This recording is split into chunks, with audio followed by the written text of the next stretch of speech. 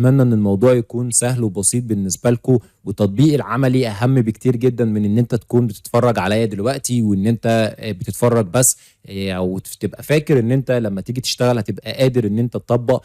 انت هتضطر ان انت تطبق مره واثنين وثلاثه. انا ممكن اكون عملت الحاجه بسرعه لان انا قادر ان انا او اتعودت ان انا اعمل الحاجه دي بقالي سنين شغال في الموضوع ده. اما ان انت ممكن تيجي تلاقي نفسك العشر دقايق او الساعه او الساعتين اللي انا عملتهم انت ممكن ياخدوا معاك 10 ساعات. فاتمنى من كل قلبي ان انت تخصص وقت مهم جدا ان انت تطبق فيه عملي، سواء بقى في المشروع ده بالداتا اللي انت شغال عليها دلوقتي، او بان انت تدخل على مواقع تنزل داتا وتشتغل بيها عملي. صدقني انت لو بدأت النهارده الليفل بتاعك هيبقى ليفل زيرو، لو بكره فانت بقيت بتزيد اكتر، بعد سنه انت بقيت خبره سنه، بعد سنتين انت بقيت خبره سنتين. فما تستعجلش الامور وحاول ان انت تمشيها خطوه خطوه، ستيب باي ستيب. وصدقني يعني في حاجات كتيره جدا، صدقني هي مش بتيجي غير بالصبر والاجتهاد وان انت تشتغل على نفسك وتطبق عملي. النظري صدقني سهل، بس التطبيق العملي صعب جدا، وان انت تطبق عملي ده اكتر حاجة هتكسبك مهارات